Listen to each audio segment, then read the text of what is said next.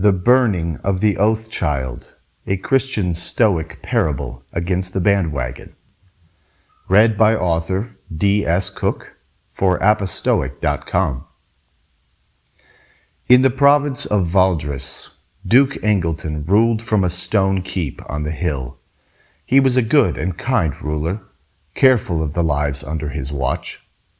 His dearest friend was a servant, Rowan, who managed the Duke's fine stables and kept his counsel. Rowan's wife had died in childbirth, leaving him an infant girl. In time, alas, an accident claimed the father as well, and as he lay dying, he entrusted the child to the Duke's care. "She shall never want for anything," promised Engleton, but his friend grasped his arm with a dying effort. "Nay, friend," he exhaled, "I'll not have my daughter spoiled, nor raised with a golden spoon. Protect her from a distance, and teach her to take care of herself." This the Duke swore as his friend slipped away.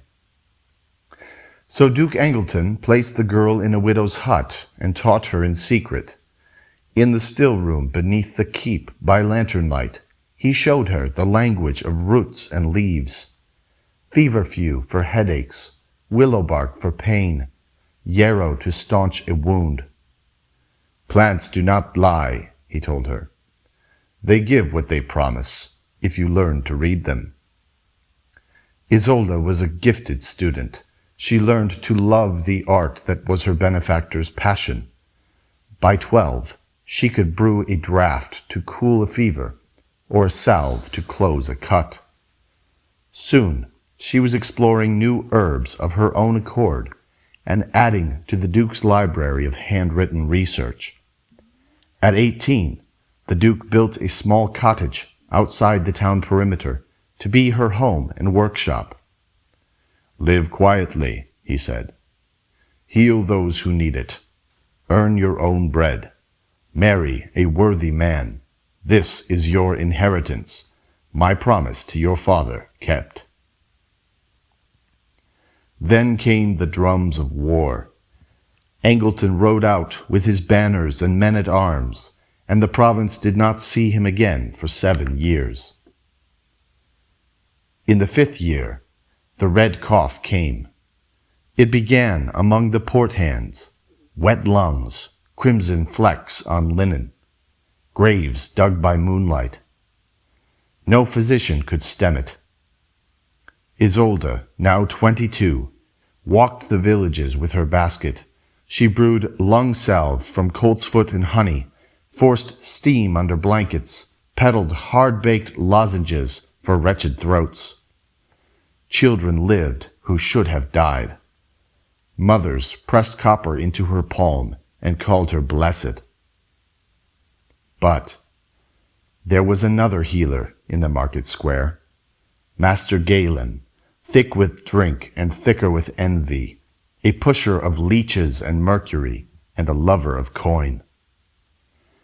When a merchant's son survived the night after drinking Isolde's tea, he spat in the dust. "Luck," he muttered, "or pacts."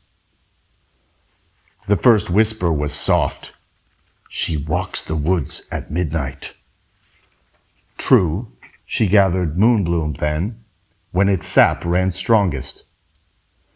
"Her eyes glow like a cat's." They were green, nothing more. But whispers breed. A child died despite her care. The father, mad with grief, was a ready ear for Galen's treacherous tongue. "She cursed him as the tea grew cold. I watched her lips moving through the window." Galen fanned the spark. He fear-mongered in the taverns, buying ale for the loudest and most foolish tongues. The Duke is gone. Who protects us from night hag sorcery? A widow, barren after 3 stillbirths, nodded assent. "My neighbor's cow sickened the day Isolde passed through."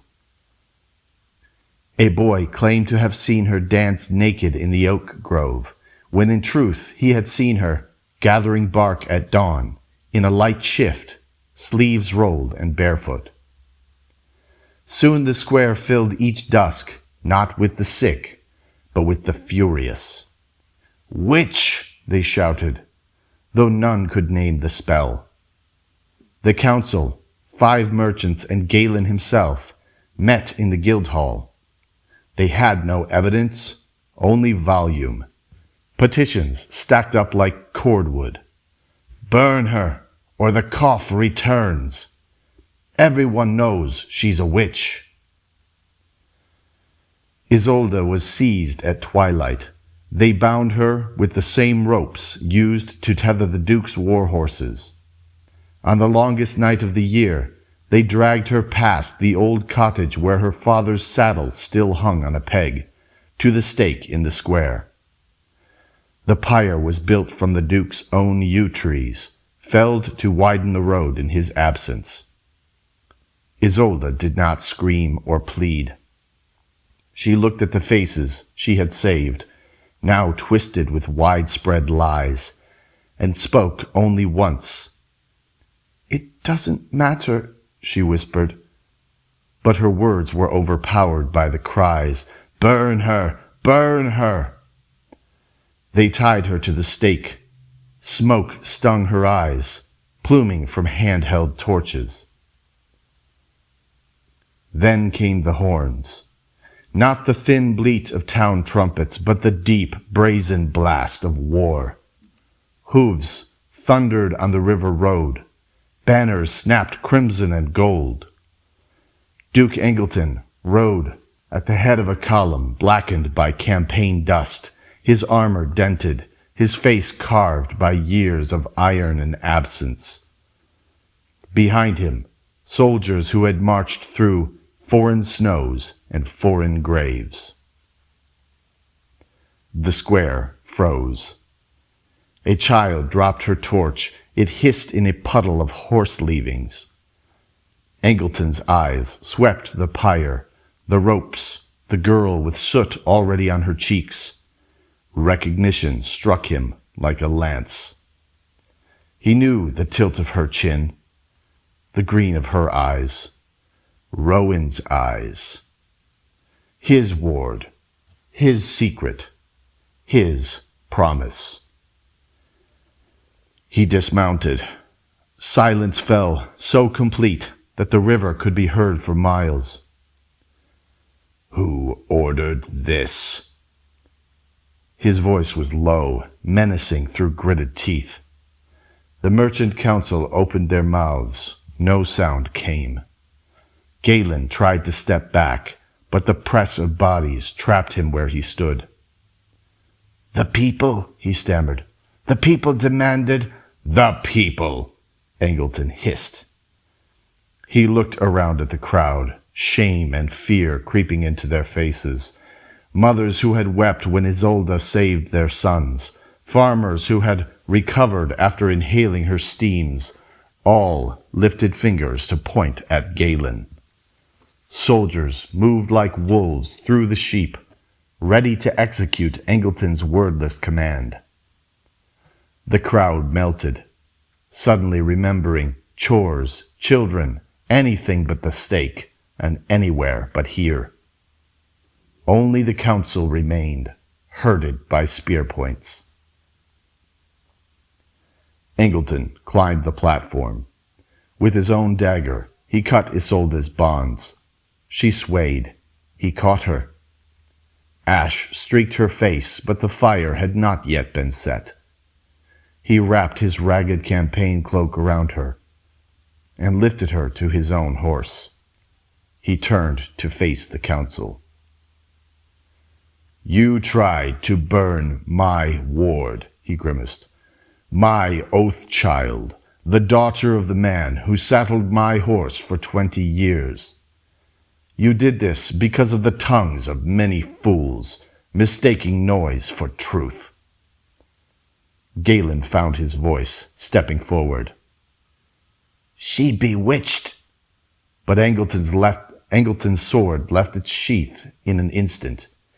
Galen's head rolled into the kindling. The crowd gasped as one, watching from the doorways. The Duke looked at the remaining counselors. You followed the bandwagon over a cliff. Now you reach bottom. They dropped to their knees. Mercy, my lord! But the executions were methodical and swift. A soldier for each counselor, a single stroke. 4 bodies joined Galen's in the dust.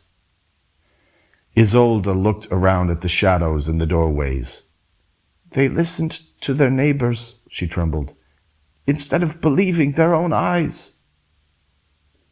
The Duke took the bridle and started toward the keep. They will be the last, he said.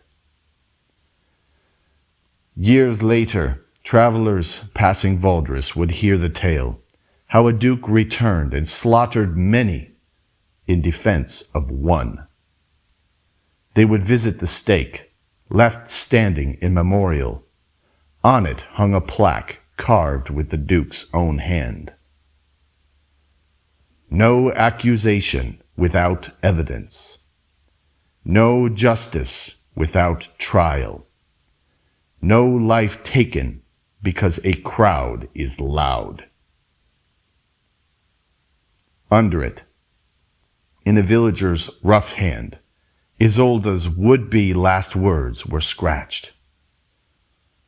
It doesn't matter how many people are wrong. Isolde, the Oath Child. Exodus 23:2. Do not follow the crowd in doing wrong. Epictetus, Enchiridion 1. Do not be concerned with what the many say, but align your actions with reason. The crowd often praises what is worthless and condemns what is good. The End of the Burning of the Oath Child, a Christian-Stoic parable against the bandwagon.